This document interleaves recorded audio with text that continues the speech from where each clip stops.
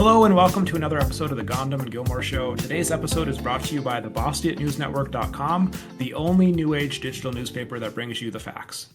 And today we are joined with a special guest, Thorsen. Thorsen, welcome to the podcast. Please introduce yourself to our audience. My name is Thorsen. Just like Destiny goes by Destiny, and then his real name. My real name is Eric Bear, and I'm 48 years old. I've been working for the last 9 years, trying to understand what happens when two people or any two groups of people are sitting down, trying to have a battle idea conversation. And I think everyone, and every single group are more of a bad teammate than they are a good teammate, and they're talking past one another. But more of the time, it's not bad faith. That's changed more recently because contempt rises, but it's been more so for the majority of the time. It's been good faith, bad form. We're missing how to hear the other person across from us. I think this is the most complicated thing we do as human beings. I play some decently complex games, Overwatch 2 and StarCraft 2, and this is easily way more complicated than either of those games. It is extremely difficult to do all these different processes that it takes to be able to arrive at truth, steal man in other person's positions, which also is a very recent thing. 2012 is when that word first got coined. Before that, it was playing devil's advocate. And humanity hasn't figured out how to deal with this yet, how to solve wrongthink, deal with criticism. So many sides, anytime they're attacking our own, we're all at each other's throats. They call it infighting. Greatly, it is discouraged to have internal critique and debate of the rules, principles, and morals that any ideological group uses and prescribes. No one's fucking doing it. They're all going, nah, you guys are all wrong, and we're perfect. That's how I see it. And I don't hate anyone. But go ahead. Yeah, go ahead. Thorsen, I think it's a great intro. First of all, do you mind if we call you Thorsen or Eric? Do you have a preference? Thorsen's good. Okay, Thorsen. First of all, I think this is a really good topic for this podcast because Gilmore and I have some ideological differences, and so we butt heads routinely. Not only that, with our guests, though, and we try to do it in the best way possible. But I think this is an area we can all improve on, so we appreciate that. I had just one question. You said you've been working on this for 9 years. What inspired this journey, and what have you learned from it? What are the key takeaways so far? I got the gut punch all the other liberals did in 2016. I voted for Hillary Clinton. At this time, I'm quite apolitical. I voted for Barack Obama the first time, and that's the first time I ever voted. Then I didn't vote for him the second time, just thought I was going to win. That's why I didn't. And then I voted for Hillary Clinton. And instead of doubling down and going, nah, fuck that side, I said, I have to be missing something. And for the first time ever, I started watching actual thought leader content. I started with Ben Shapiro. Like I had not previously been watching a bunch of left-wing content. I would watch, CNN here and there and stuff like that. Very apolitical, very not politically engaged. And this woke me up, and I started watching the right-wing content, and I watched a lot of it. A lot. I love Ben Shapiro, even when I'm disgusted with him a lot lately in terms of like his intellectual sin that I think he's committing constantly. But I love this man. He displays so much good behavior, so many good ideas. And just for some background on the two of us for Gohndim and Gilmore, the host of the podcast. So Gohndim's pretty far right. He's part of the MAGA clan, I like to call it. And I'm pretty far left. I've been a Bernie bro for a long time now. Unwillingly voted for Hillary Clinton. So if it gives you some hope here, you got the far right and the far left working together on this podcast. If that gives you any hope in life. Okay, that is very fascinating. Yeah, I would love to hear like actual. I mean, what would you guys say are like the 3 ones? It feels like you guys both still have festering ideological conflict about. Is it Marxism? Is it financial class warfare? You're asking what exactly? What our biggest differences are? Oh, yeah. You take it away, Gilmore. Yeah. So I think for economic reasons, I tend to blame a lot of the issues in the United States today on millionaires, really more billionaires now, and Gohndim likes to blame it more on immigration, things along those lines. I thought inflation was a huge issue since Trump's been president.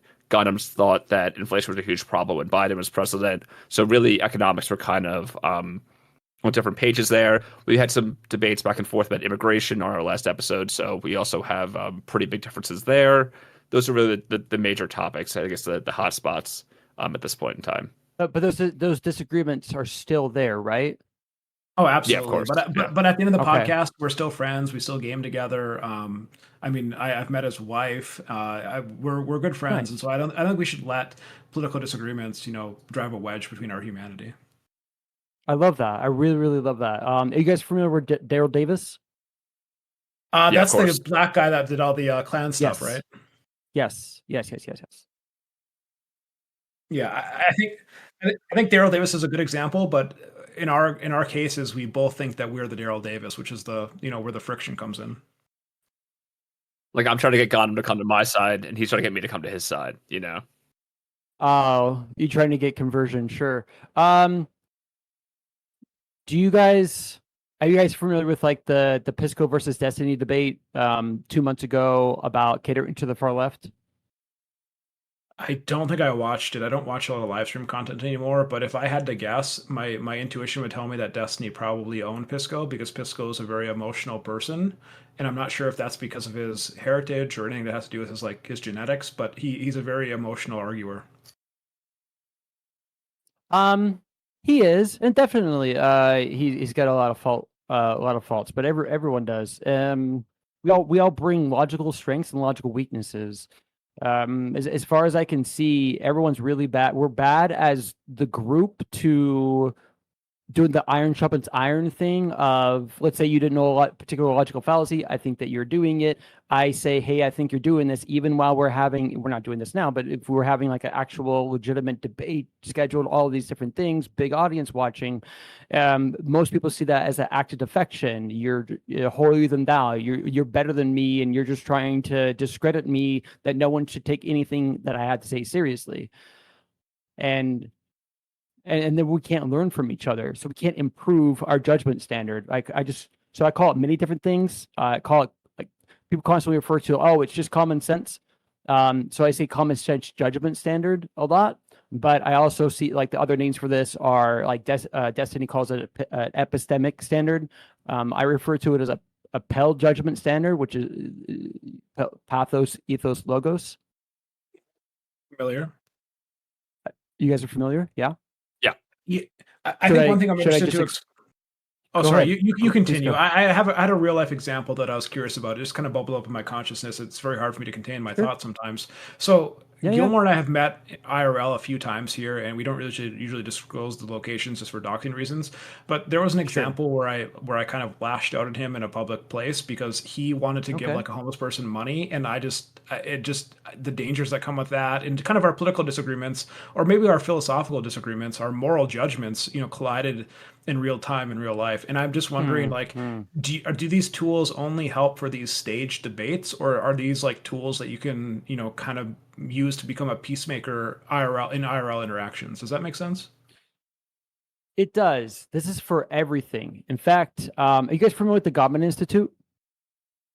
Never. Husband and they're a husband and wife doctors that have studied over 20,000 marriages. They've been focused on this. They've created like the Four Horsemen Apocalypse, the contempt, criticism, etc. I think they're wrong about a lot, like significantly wrong, and it's actually dangerous how wrong they are. But their newest book is called Fight Right: How Healthy Couples Turn Conflict into Resolution or happiness, or something like that. And then they have a new TED Talk, and this is all within a year. So they've actually developed significantly and updated their own views.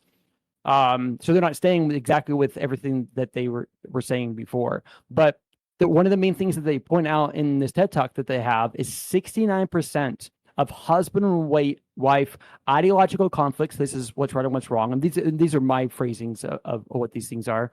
And then I call it desire conflict. These are the things that we want. These things overlap quite often. Obviously, usually you want the right decision, whatever you think is morally right, but it's also like you have to see the desire conflict of preferences and where we're going and who wins those things. And it's always about how we're winning the argument. So I have a proprietary definition for warfare. It's any action in an attempt to win ideological desire conflict. Trump's tariffs are a form of financial warfare. To even if he doesn't want anything specifically for tariffs, he doesn't want tariffs to be lowered. He wants regime change. And he wins. That's a form of warfare. If my daughter isn't eating her vegetables and I turn to her and I yell at her to eat her vegetables, I didn't logically reason her into that position that she goes, oh, I actually really want to do this for myself for X, Y, and Z reasons, and I'm being a good person doing this. I used emotional coercion, and she's even learning a pattern of this is how I get people to do what I want them to do. So it's about all of the socioeconomic exchanges and interchanges of all of these conflicts that we have everywhere, for how we conduct each other in public to even but basically all the thing from the top down view, it's all team problem solving. We constantly have problems. We're measuring harm. So like even in the interaction with the homeless thing, both of you are measuring harm, but what we're doing is a cost benefit analysis, and I have a diagram for this. We don't need to go through it. It's quite dense, but it basically just shows like quite often, just the cost benefit analysis thing of weighing both sides. But too often, because of our biases and our fallacies, we have errors in evaluating either side. Do you feel that it's kind of like the two parties, at least in the US over the last let's say decade or so, it's kind of like they're in a movie theater and they're watching a movie, but they see different things on the screen at the same time? Yes, because they're interpreting, because we're constantly doing moral calculations. I think Atifa exists. This whole thing, they're not an organization. They actually exist. Top down, it's bullshit semantics. They exist and they are people. There was this time where they attacked Andy No in dressed in black bloc in broad daylight. They attacked a gay Asian journalist over wrongthink because he's part of the bad people, bad ideas. I don't think those people think they're doing horrible, terrible things and it's justified. They think they're doing things that are justified because they actually think we're inside of a Nazi country and Trump is Hitler, because so much of the rhetoric from the left and the far left has been that exactly. And this actually goes into husband and wife conflicts. There's a thing that we haven't been able to figure out yet, and it's not one bias, it's a two-sided bias. So I have a whole diagram for this as well. Thorsen, just a quick interject. I'm not sure if we weren't clear. We weren't clear. Gilmore and I are not a couple, actually. Understand that. Okay, gotcha. I'm just constantly bringing it back to this husband and wife thing because it's always the same interpersonal relationship things. All interpersonal relationships always deal with ideological desire conflict. How does the group work? Who's respect? Who's in leader? Who's in charge? I can show this in Secret Lives of Mormon Wives, where it's a group of Mormon mom talk stuff. But it's always about...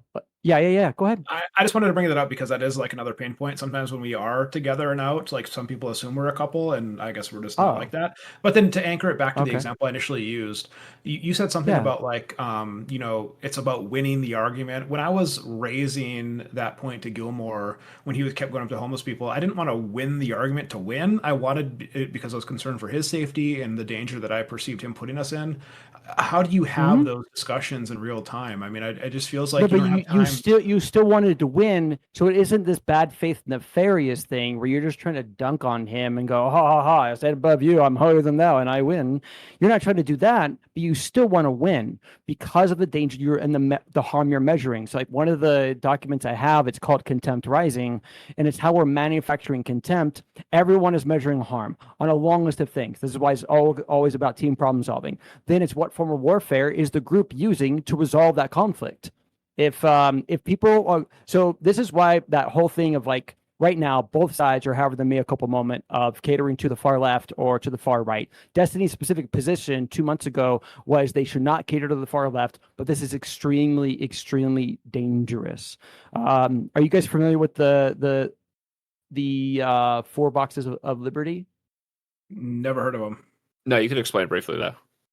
Yeah. So you can just Google the Wikipedia. I have this pulled up right now. I'm sure you're going to Discord as well. I'll just read his quote real fast, and then I'll explain what they are. So Frederick Douglass in 1892, his quote is, "The liberties of the American people were we're dependent upon the ballot box, the jury box, and the cartridge box. That without these, no class of people could live and flourish in this country. So there's 4 boxes of liberty. He only referred to 3. But so the soapbox is our national conversation, our marketplace of ideas, battle of ideas. Our ballot box is obviously any amount of voting, local, federal elections. Jury box is all of our judicial system from the highest level of federal Supreme Court to local Supreme Courts and all the way down to even criminal courts, and et cetera. And then the last one is the cartridge box, the ammo box. And the overall simplistic subtext here is if any group, it doesn't need to be the biggest group, it doesn't need to be all the left or all the right. If any group sees enough unfairness in the first 3, you will get to the 4th. They will constantly commit violence, and then all we're going to do is condemn violence, and we're not understanding that we were constantly not inviting them to the seat at the table. So we have pushed them down to no other alternative. We're not doing the Daryl Davis thing of actually standing with them and saying, hey, actually, you're right here and you're wrong here, as I see it, and then trying to logically reason them out. We're actually saying you're despicable, you're immoral, and you're not welcome in my house. You're not welcome on Tucker Carlson's show. You're not welcome anywhere. Get the fuck off the stage. In fact, specifically in that debate, this is one of the things that we're going to, like, one of the ways we can do all this is go through and analyze what happens in these debates multiple times. Econo Boy and Pisco bring up welcoming them at a seat at the table. And this is one of the reasons that, like, I love Destiny. I actually think he's the best debater and steel manning and all these different things, but he also is extremely bad sometimes. And in this moment, he doesn't understand what the seat of the table is. He's like, what is a seat at the table at Outback Steakhouse? What are we talking about?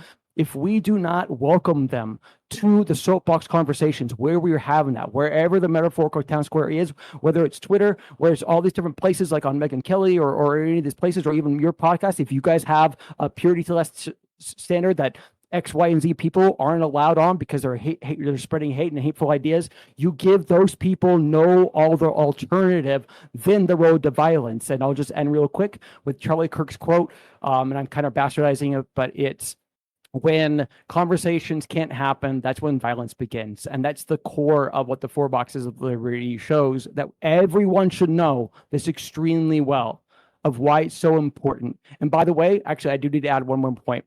People are constantly referring to the, like, oh, we just need to, debate them in the battle marketplace of ideas. That's what's supposed to happen. I heard Asmongold say that recently about the whole Nick Fuentes thing and Ben Shapiro and stuff like that. We have not been having... Asmongold is a WoW gamer. He got really popular streaming on Twitch, WoW gamer, but now it's way more like politics, pop culture stuff, men's loneliness crisis, stuff like that. But he's got a really big following, really big audience. He gets, but we have not been having healthy enough conversations for a long time. And there's so much data that shows this. We have been talking past one another every single time they sit down. There's data that shows the average Republican and Democrat do not establish where they agree when they sit down to have political on anything. That is a very new thing. And that's why the words of like polarization, hyperpolarization, and many other things, two realities, all these different things are constantly being used to analyze and show these things. We can't exist like this. We're about to have civil war, but if we can restore our national conversation by understanding the fundamentals of how we do that, we will stave off violence, which is what I'm trying to do and why I'm so passionate about this. I don't want any more violence. First of all, thank you for the history lesson, the 4 boxes of liberty. That was insightful. I have the Wikipedia page up. I'll review that later. But you ended it exactly where I wanted to go because, as Gilmore said, I'm kind of on the MAGA right. I wanted to talk about Charlie Kirk. Do you think that his political assassination, was that avoidable if we would have made conscious decisions at the societal level, 8, 10, 12 years ago? And where do you think we go from here? I mean, to me, being a Republican on the right and living in a very blue state, I mean, I get violent, hateful, disgusting messages all the time for views that I think are relatively sane and tame. And I'm just, I worry for the safety of my friends, my family, my fellow Republicans. And just where do we go from here? Give us your thoughts. So there's so much to unpack here. I'm actually wondering, do you guys know about like Overwatch 2 and the 5 versus 5, 6v6 debate? Yeah, I mean, I was a big Overwatch 1 fan. Lucio main Yeah. Okay. represent, but Okay. Overwatch 2 I thought was Okay. absolute trash. So I played it It for like is. maybe It is. maybe 10 hours. It's Yeah. terrible. It actually the game is extremely unhealthy in its current state, and um, so there's like these streamers that are showing that the conversation is so bad around this debate, they don't want to have it anymore. Like Flats, one of the main proponents in there, they would have like these really long debates that would go decently well, but it wasn't those problems. It was all on Twitter and all these other different social media places of having this thing to where they're seeing that it is exactly like debating politics. They even have pejoratives to show that you're on the side and you're the bad people with bad ideas. If you are arguing 4 or 5 versus 5, and there are good arguments 4 or 5 versus 5, um, you're a shill. And we haven't solved this problem yet. This dark side of this human nature. So there's two things that are forcing people to talk past one another.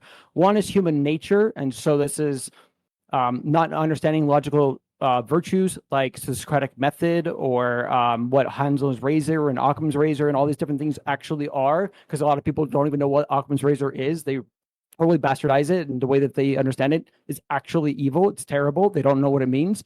Or the logical fallacies and biases, all these different things.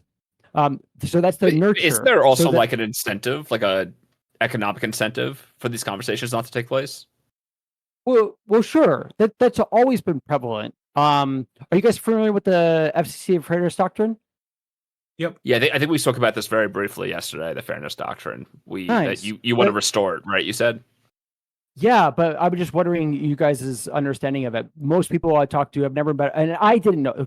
The vast majority of these things I ask questions, I had no idea what these things were. The vast majority of my life. I'm 48 years old. By the way, just to let you know briefly, I voted for Trump in 2020. And it's not because I think he's a great leader. I actually don't. I think there are some good things about him. I think sometimes he actually seems pretty presidential and he can have good demeanor and candor, but I think the vast majority of the time is terrible. But it's not, again, all of his fault. And I also don't in any way think he is the problem. The data shows before he announced his candidacy in 2015, we were already having the polarization problem. I have data for our voting patterns in Congress from 1949 to 2011.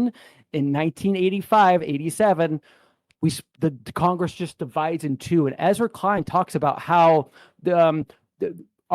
our politicians used to be these multifaceted ideologies, used to have Democratic Republicans, Republican Democrats, used to have people that were progressive Republican. And the data for that Congress shows that there are sometimes there's a bunch of Republicans that are center left, and even some of them are far left. It's so fucking wild to see. But we're so polarized to where now people are just progressive or you can only be progressive or you can only be conservative.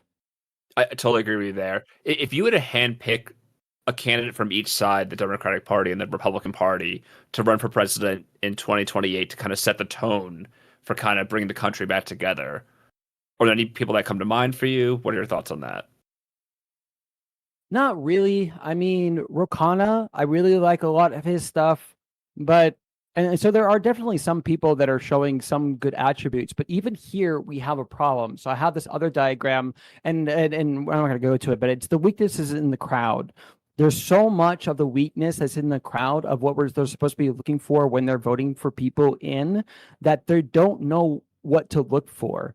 It'd be like if you and I were actually debating something and you have 10,000 followers and I have 10,000 followers, my followers, every time I do certain things, I lose confidence in them. And I know that. So if you mock me and I let that go unchecked and I don't mock you back, I lose confidence in them.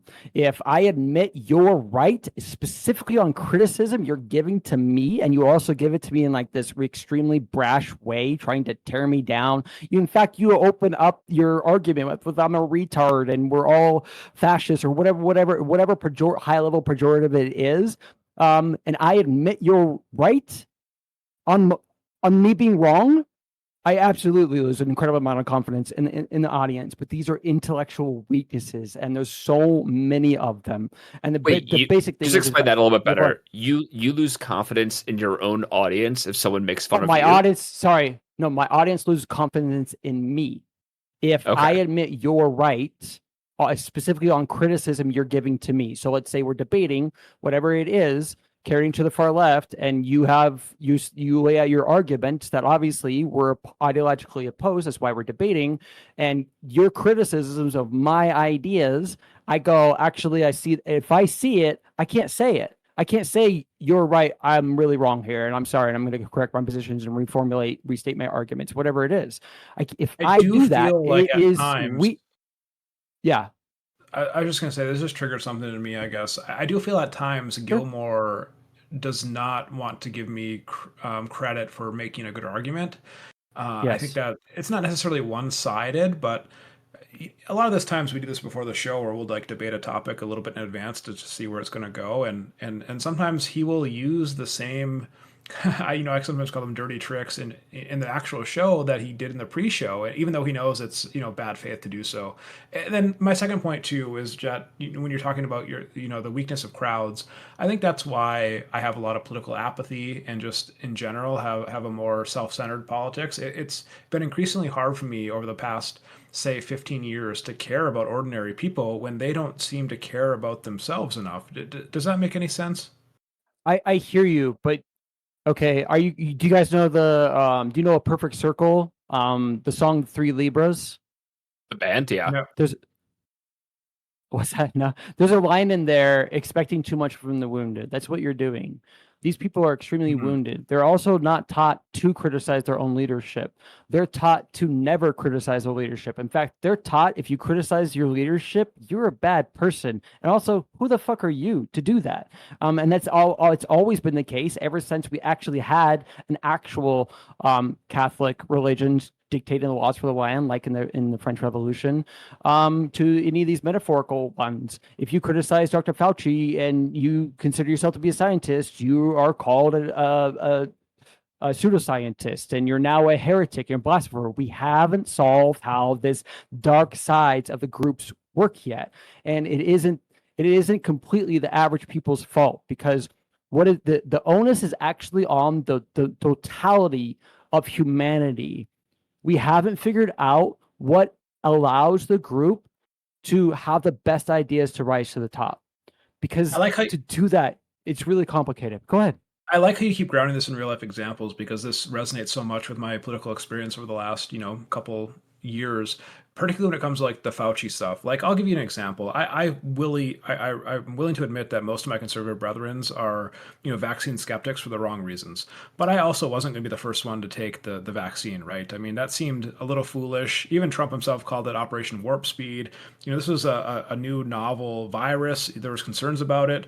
I was young and fit, and so I wasn't perhaps the most likely to die from it. But even me saying to my friends and family, some of them who are more liberal, saying that I'm going to wait to take the vaccine, that made me this evil, horrible person that was vilified and still gets brought up to today. And so I just wonder again how we can employ these tools in real life to get these people to think the right ideas. And ironically, just on that point about the vaccines, ironically, on my end, I was the one trying to convince my parents to get the vaccines, to get all three of them, and they were very hesitant to do it. They would only get one. But I really had to push them, and finally, after 6 or 7 months or so, I finally got them to like come along to the process. So really, the same issue as Gohndim, but on the other end there. Yeah, I mean, even look at you being demonized for a thing you think is a reasonable thing. We can see this extremely powerful social force that those people aren't free will choosing that action. I truly believe they're not free will thinking, you know what, maybe I shouldn't do this at all. Yeah, I'm going to do it. There's a high level social pressure of how these groups work. All the groups work. Everyone wants to shame the other people into their ideological will. Shame does not work across ideological lines. Shame only works if I'm a Christian, I'm born and raised as a Christian, I fall away, but I still believe a decent amount, majority of the Christian, and I start to come back and they start to shame me, and then I comply to that, and I go, yeah, you're right, I'm doing these really bad things. I already am Christian. I already greatly believe in the things to a great degree. If a person that thinks vaccines are great and amazing, we should mandate them. Another person thinks no vaccines do anything. You cannot shame the other person all day long, no matter how big the group is. It will not work. You cannot do that. It just creates actually a thing called psychological reactance, which you say that you think a lot of people are vaccine skeptic. I think there needs to be an adverb in there, irrational.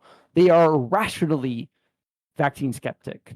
They do not engage in that topic, trying to weigh the pros and cons with high level intellectual integrity. They already have bias stepping into any amount of any of those conversations, looking at any evidence, scientific data. They're always trying to do confirmation bias to confirm their already current worldview. They don't want to be wrong because then the other side is right.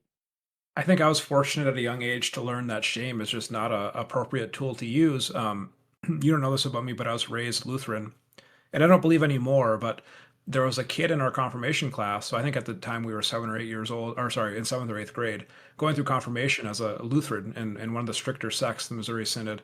And Anthony was, everyone kind of knew he was a homosexual. Even the pastor kind of got wind. I think his parents were talking to the pastor. And so they one time publicly shamed him in the middle of our confirmation class while we were talking about, the Ten Commandments and your duty to, basically be a pure and gentle follower of Jesus Christ, and they outwardly shamed him, and that caused him to be even more deviant, I think, in following years, and he didn't follow through with his obligations to the church. And yeah, shame is just not something that is.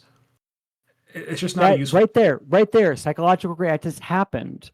You didn't let again. How are they trying to win? They were trying to use a coercive tactic to use this social group thing of you're a bad person until you do what we think is right. That is not using our words to try and convince the person. That is using emotional coercion, emotional blackmail, weaponized empathy. You should just feel bad. You should for the sins that you're committing, and until you do, you can't. And it just pushes a person further and further away. It doesn't solve the problem. But I've so been inside of that. Go ahead. Yeah.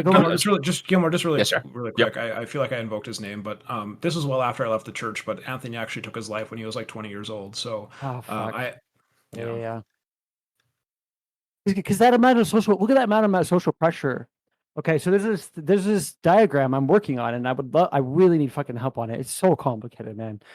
Oh my God, it's all this complicated. By the way, I microdose psychedelics to figure all this shit out, dude. I'm a feeble fucking man, and I'm not trying to do any of this alone. I've been trying to find other people, but there's this thing I call the room of judgment, and the overall premise is if you take people's ideas seriously, their judgment of you, those people to some degree are in your room of judgment. The most significant case that you could probably show the most strongest one is parent and child. The children, those parents are in the room of judgment, and they're the loudest voices. So whatever they're saying is right and wrong, all these different things, the judgment of the children, etc. They see that. But think of like people saying, I don't care what anyone thinks, or I don't care what the left thinks, or I don't care what the right thinks. Those people are outside of that ideological group.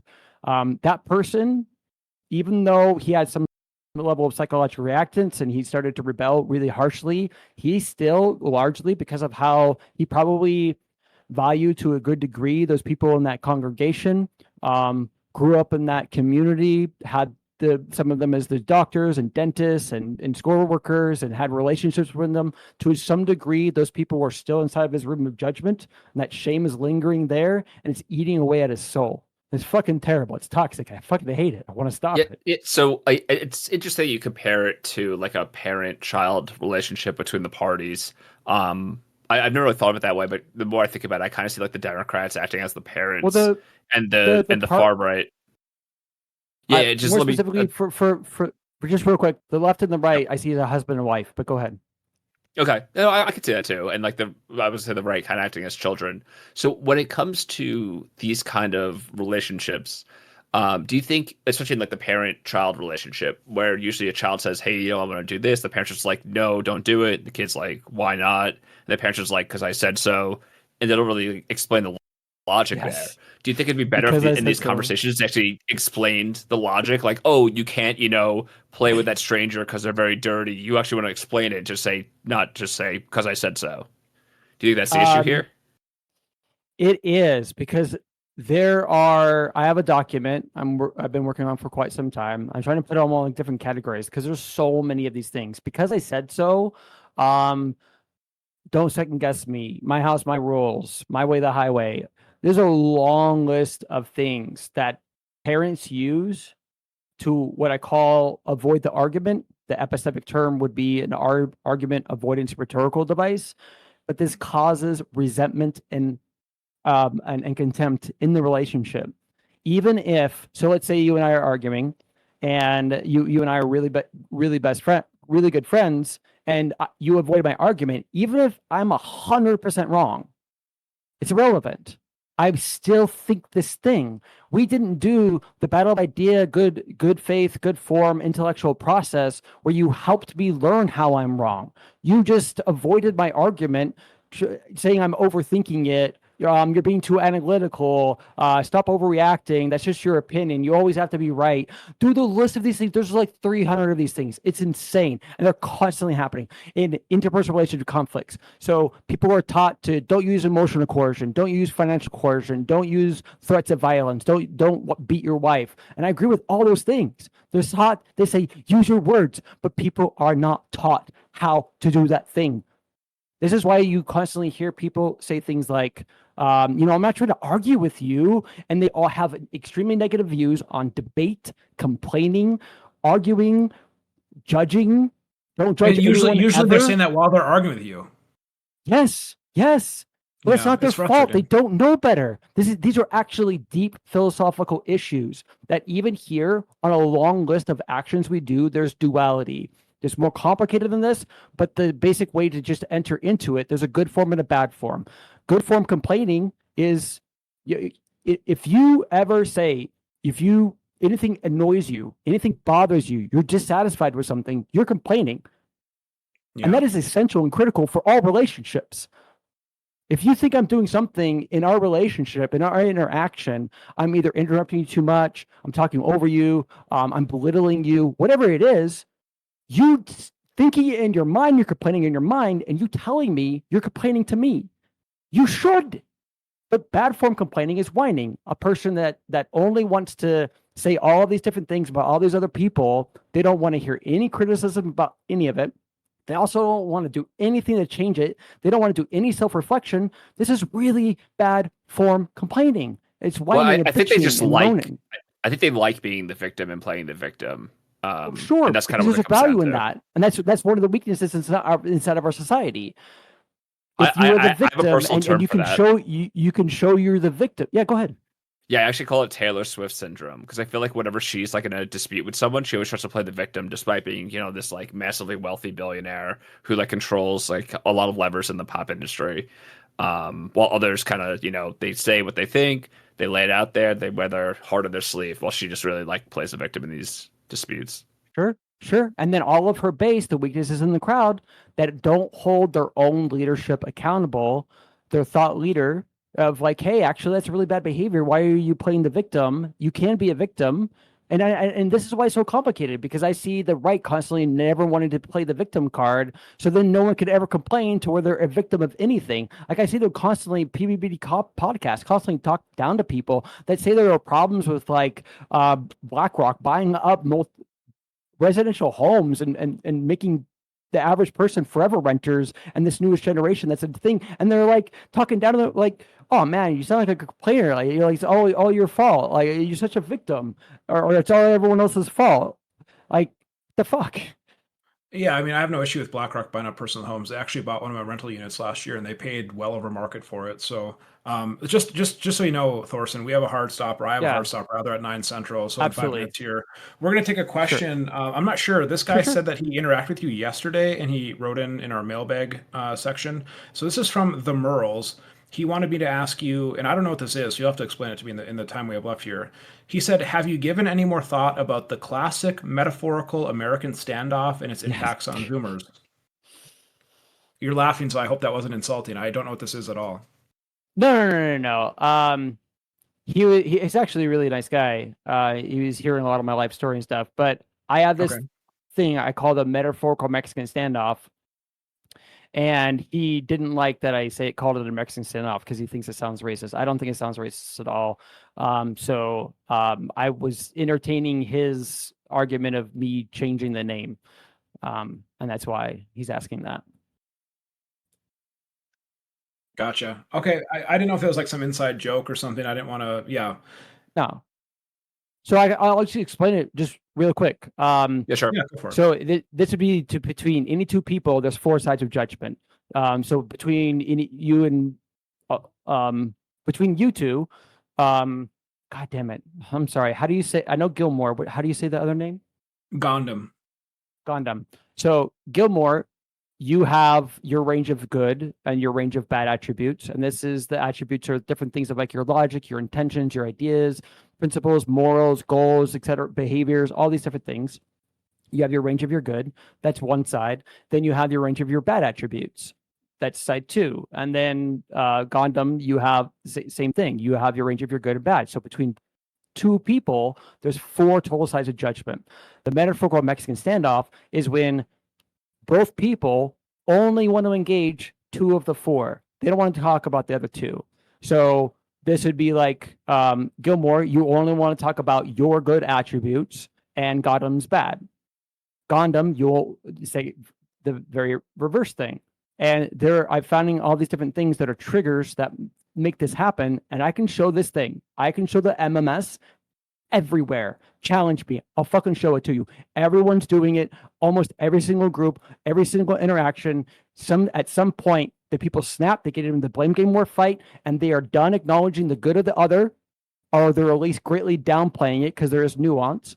And then they won't engage in any amount of criticism. And one of the things that's so treacherous here is the contempt makes us exaggerate the other person's argument. So even when both people are engaging on the other person, they're framing the arguments in a worse form than they would otherwise if they weren't in this extremely contentious, heated state. They would, in a more normal state, in a more good faith state, they would still say some amount of the criticism, but it would be way more accurate. It wouldn't be exaggerated. You're not taking a 4 out of 10 bad behavior and making it sound like a 10. And when the other person sees you're doing that, they start doing it to you. And we're locked in this eye for an eye logic loop. I get that, and that makes sense. All right, so here for the final question for you, a little off topic from what we were discussing before, but I think you'll appreciate the question. And it's very specific to you, okay? You ready for this? Yeah. The question is, are you Team Dean, Team Jess, or Team Logan? Oh, God. Hold on. I'm trying to remember. What is this about? Okay, Jess. I remember Jess, and now I'm trying to remember Logan. Fuck, Logan. Shit. He was the blonde one. Remind me? Are these porn stars? What is happening right now? No. It's Gilmore Girls. Dean. Okay. But I think maybe Logan. Anyways, yeah, it's been a while. All right. Well, Thorsen, Well, like I said, we have a yeah. hard stop here. I want to thank you sincerely Yeah, of for course. coming on our show. It sounds like you have a lot of content. We'd be happy to speak with you again in the future. Thank you for doing this for 9 years. You're a very articulate man. We appreciate you coming on here and entertaining probably our dumb questions, but we had a good time. I hope you did as well. Yeah, I definitely did. Where can people find you? Give yourself a final shout out, and then we'll talk to you later. I'm not putting content online for public consumption yet. Okay. Well, I'm trying to get the thought leaders first, and there's reasons for that, and I'll explain it next time. Awesome. Well, when you do, we'll be happy to promote it. And once again, thank you, and you have a good night. All right. Thank you, guys. Good talking to you, Thorsen. Thank you. Have a good night. Awesome. So we had a great episode here with Thorsen. It taught us about his new novel theory. Gilmore, what did you learn? I learned a lot. I learned what Mexican standoffs are. I learned that in future disputes with you, I should think about why what you're doing for some perverted reason helps the world, and what I'm doing does not help the world, and kind of go from there. And I'm going to take a lesson from what I learned from Thorsen and not engage with that bad faith comment from Gilmore, as I still love Gilmore. We're going to roll right into the outro here. So thank you, everyone, for listening to another episode of the Gohndim and Gilmore podcast. And thanks once again to our special guest, Thorsen. Check out the links in the show description to see where you can find us. Join our Discord to interact with us and submit questions for the next show. As always, your support is so much appreciated. We love you all. Until next time, adios. Bye-bye.